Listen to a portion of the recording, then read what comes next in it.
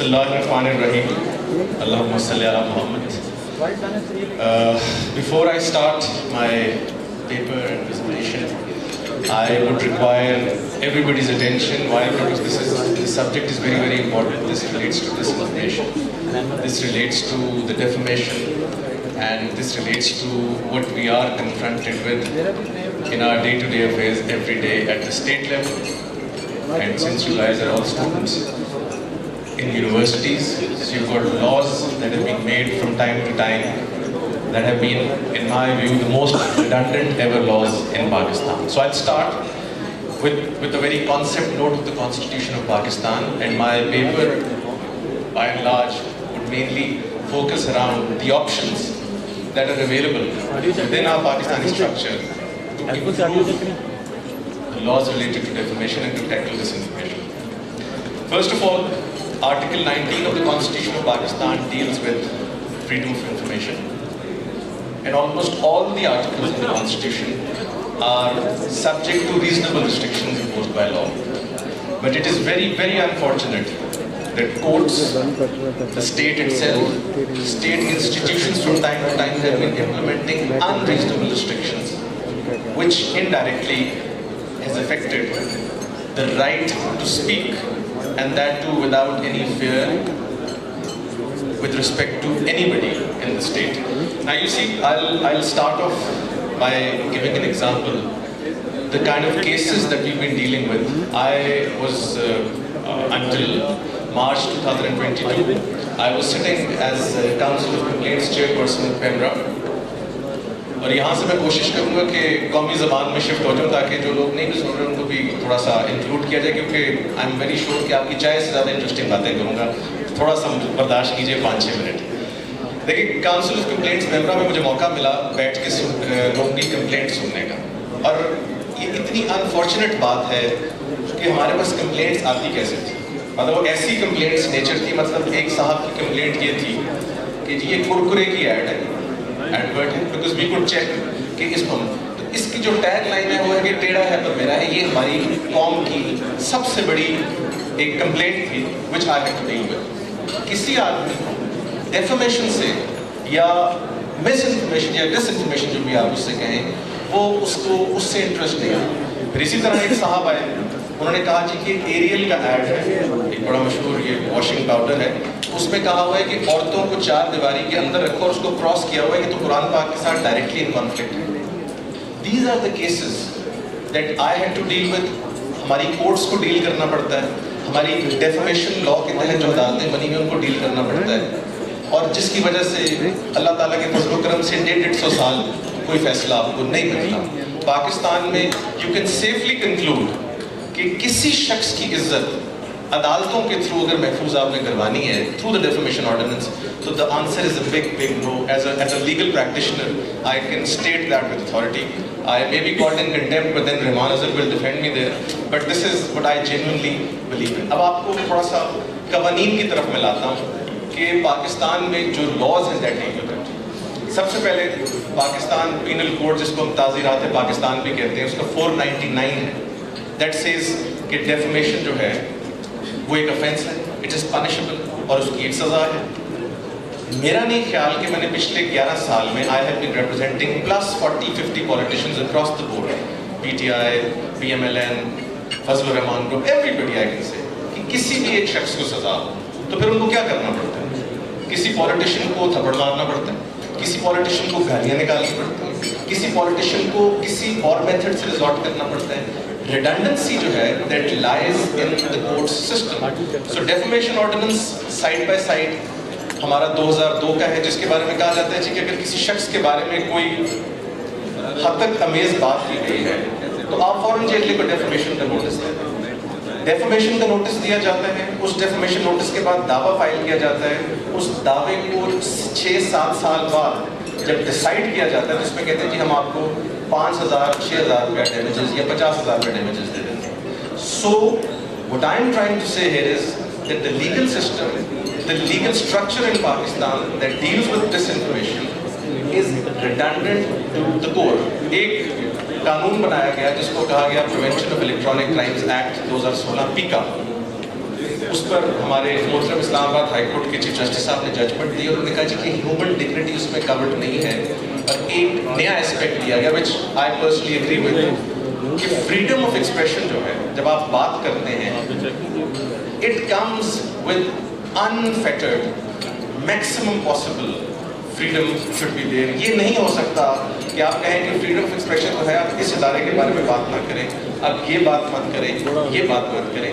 جب آپ you let it evolve and the definitions in the law allow you to evolve, تو پھر eventually freedom of expression بھی بہتر ہوتا ہے، ڈس انفارمیشن بھی ختم ہوتی ہے، اور اس کے ساتھ ایک بہت بڑا اف ہے کہ عدالتیں بھی آپ کی ساتھ ساتھ ڈیلیور کریں. اب ہمارا prevention of electronic crimes act میں مجھے موقع ملا کام کرنے کا. 90% کیسز بلکہ 80% کیسز جو ہیں وہ دو طرح کے، کہ کیا سیکیورٹی ایجنسیز کے بارے میں بات کی گئی یا جوڈیشری کے بارے میں بات کی گئی. ایک پرائیویٹ انڈیویجول جو ہے جس کے لیے وہ قانون پرائمریلی بنا ہے کہ اس کی عزت کو بچایا جائے، وہ شخص اس کے ایمبٹ سے آج کی ڈیٹ تک باہر ہے اور وہ اس کو چیلنج نہیں کر سکتا تھا.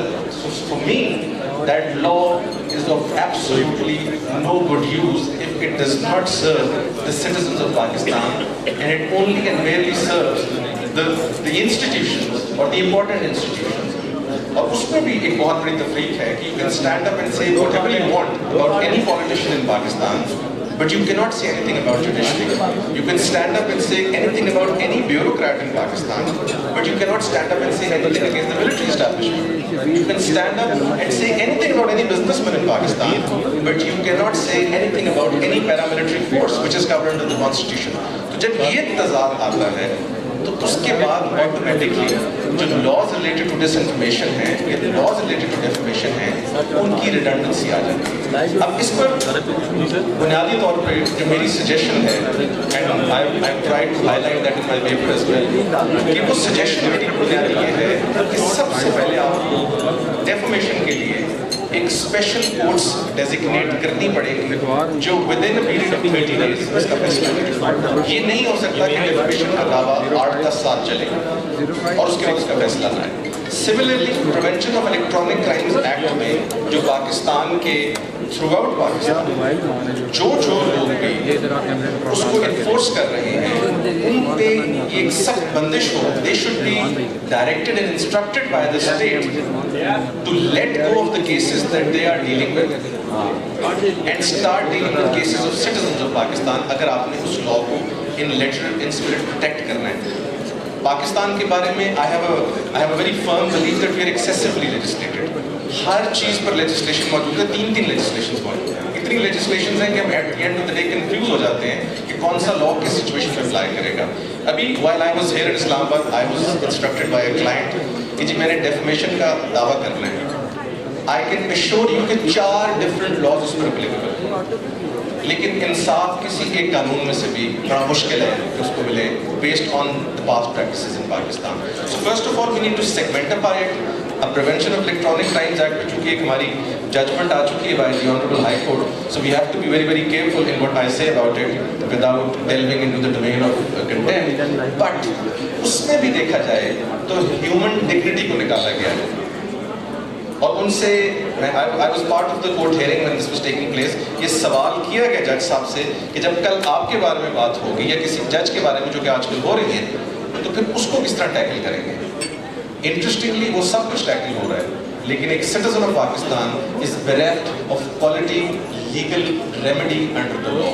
یہ نقصان ہے over the time jurisprudence کا. پھر کبھی پاکستان میں جب فریڈم آف ایکسپریشن کا کوئی بات آتی ہے جس میں کوئی دھرنا ہے, جس میں کسی پولیٹیکل پارٹی کا ایکسپریشن ہے, تو آپ فوراً دیکھتے ہیں کہ سپریم کورٹ کنوین کر ایک ججمنٹ دیتا ہے کہ جی بنیادی حق ہے ہمارا ہم بات کریں, بنیادی حق ہے ہم اسمبل کریں.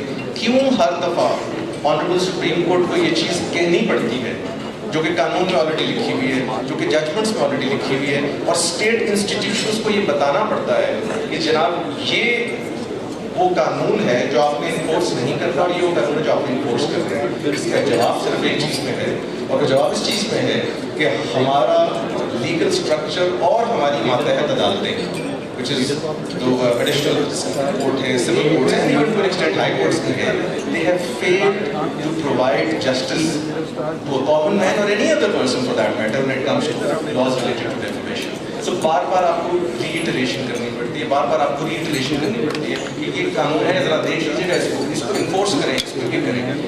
जब नीचे के लेवल पर इंसाफ मिलना शुरू हो जाएगा, जब बुनियादी तौर पर नीचे की अदालत कन्विक्ट करेगी या नीचे की अदालत जो है उसमें डैमेजेस मिलेंगे, तो ये ऑटोमेटिकली ऊपर चीज़ें ख़त्म हो जाएगी. Finally a very important thing about our constitution that we need to understand कि हमारी constitution hinge करती है on article 227 and article 31 of the constitution of Pakistan. और उस दोनों articles का जो निचोड़ है वो ये है कि no law can be repugnant to the provisions of Islam and Sunnah and no law can be repugnant to that. So एक मिनट के लिए कुरान पाक का, सुन्ना का, अहदीस का अगर आप मुतालिया करें तो उन सब का निचोड़ एक ही है कि आप किसी पर इल्ज़ाम झूठा नहीं लगा सकते, लेकिन सही बात करने में आपको रोका नहीं जा सकता. चाहे वो हाकिम के खिलाफ हो, चाहे वो सिपा सलार के खिलाफ हो, चाहे वो किसी इंस्टीट्यूशन के खिलाफ हो. You can not be stop from commenting और making a statement that's a true statement, and at the same time if you make a false statement और if you allege somebody of an offense, तो फिर उसी offense की जो सज़ा है वो आपको दी जाएगी. ये इसका बुनियादी स्ट्रक्चर है. And I conclude by saying कि ये दोनों चीज़ें इन लेटरल स्पिरिट हमारे कवरिंग में एटलीस्ट फॉलो नहीं हो रही, जिनकी वजह से आइन का जो बुनियादी ढांचा है, आइन की जो मंशा है वो बड़ी बुरी तरह कॉम्प्रोमाइज़ हो रही है. Thank you very much.